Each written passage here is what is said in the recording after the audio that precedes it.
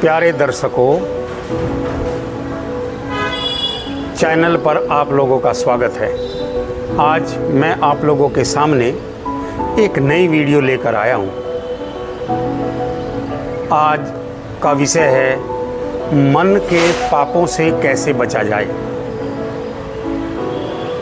सतपथ ब्राह्मणकार कहते हैं, यन मनसा ध्यायति तद वाचाम वदति, यद वाचाम वदति तद कर्मणा करोति, यद कर्मणा करोति तद विसंपद्यते। अर्थात जो मन में चिंतन चलता है, जो मन सोचता है, वही वाणी बोलती है, और जो वाणी बोलती है वही हम कर्म करते हैं, और जो हम कर्म करते हैं वही फल हमें प्राप्त होता है, वही हम बन जाते हैं। इसका मतलब ये हुआ कि जो हम कर्म कर रहे हैं वो सबसे पहले हमारे मन में आता है। इसीलिए यदि हम चाहते हैं हमें फल अच्छा मिले, यदि हम चाहते हैं हमारे कर्म शुद्ध हों, तो निश्चित रूप से हमारे अपने मन के चिंतन को शुद्ध करना पड़ेगा।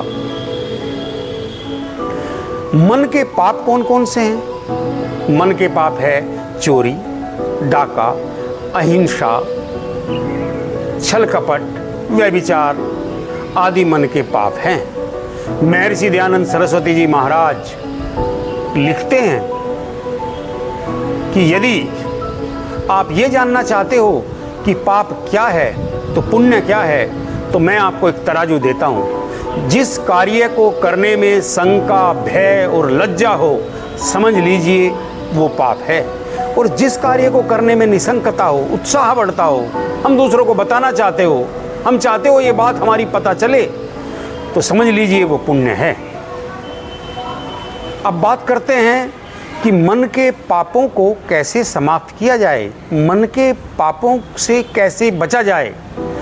तो पहला जो तरीका है, पहला जो उपाय है वो है कि हम अपने कार्यों को, हम अपने मन को अच्छे अच्छे कार्यों में लगाएं। देखिए, मन जो है वो एक जगह स्थिर नहीं रह सकता।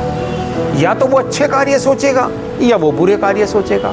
और एक नियम है, अच्छे कार्य करने के लिए अर्थात ऊपर चढ़ने के लिए आपको परिश्रम की जरूरत है, एकाग्रता की जरूरत है, ध्यान की जरूरत है, अच्छे लोगों के संग की जरूरत है। लेकिन बुरे कार्यों को करने के लिए बस आपको इतना करना है कि आप अच्छे कार्य करना छोड़ दीजिए। इसलिए पहला उपाय ये है कि हम अपने मन को अच्छे अच्छे कार्यों में लगाएं।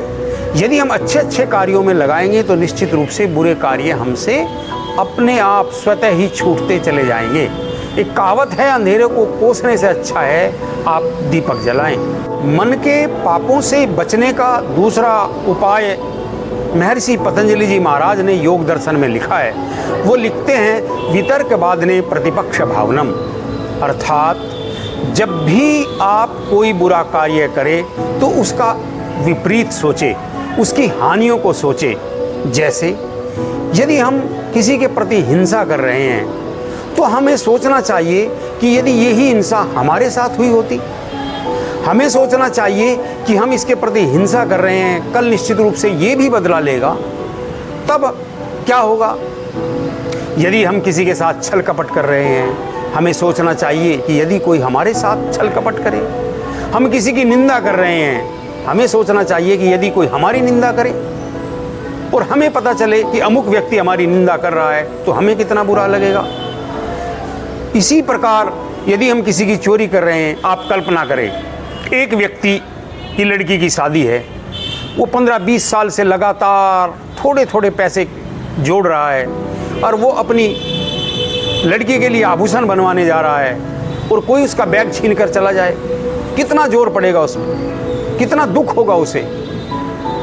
ठीक यदि वो चोर ये कल्पना करेगी, यदि ये मेरे साथ हुआ होता तो। एक दूसरी बात भी है, हम अपने बच्चों के पालन पोषण के लिए या अपने सुख के लिए चोरी कर रहे हैं। लेकिन यदि हम इसका विपरीत एक बात और सोचे कि यदि हम पकड़े गए, लोगों ने हमें पकड़ लिया, उन्होंने हमें पीटा, न केवल पीटा, कई बार ऐसा भी देखने में आता है कि भीड़ व्यक्ति को पकड़ लेती है और उसको पीट पीट कर मार भी देती है। तो बंधुओं, आप समझिए, जिस परिवार को पालने के लिए या अपने सुख के लिए वो चोरी कर रहा था, उसके बाद उस परिवार का क्या होगा। इसीलिए जब भी हम कोई बुरा सोचे तो हमेशा उसकी हानियों को, उसके विपरीत पर हमेशा विचार रखें, तो निश्चित रूप से हम उस पाप से बच जाएंगे। तीसरा उपाय है, वेद में परमपिता परमेश्वर के लिए आया है शुद्धम पाप विद्धम, अर्थात वो परमपिता परमेश्वर शुद्ध है और पापों से बंधा हुआ नहीं है। इसलिए हमें उस परमपिता परमेश्वर की उपासना करनी चाहिए, उसकी निकटता प्राप्त करनी चाहिए, उसकी स्तुति करनी चाहिए, उसकी प्रार्थना करनी चाहिए, आंखें बंद करके उसके पास बैठना चाहिए, उसे महसूस करना चाहिए। क्योंकि देखिए, यदि आप अग्नि के पास बैठेंगे तो निश्चित रूप से आप गर्म हो जाएंगे, अग्नि के गुण धीरे धीरे आप में जरूर आ जाएंगे। यदि आप बर्फ में बैठेंगे तो धीरे धीरे आप के अंदर बर्फ के गुण आ जाएंगे। इसीलिए जब हम परमात्मा के पास बैठते हैं, उसकी आराधना करते हैं, उसकी स्तुति करते हैं, उसकी प्रार्थना करते हैं, तो उसके गुण हमारे अंदर आ जाते हैं। अतः हमेशा परमपिता परमेश्वर की उपासना करिए तो आप पापों से बच जाएंगे। ये 3 उपाय यदि हम करेंगे तो धीरे धीरे हम मन के पापों से बच जाएंगे। इन्हीं शब्दों के साथ मैं अपनी वाणी को विराम देता हूँ। ओम।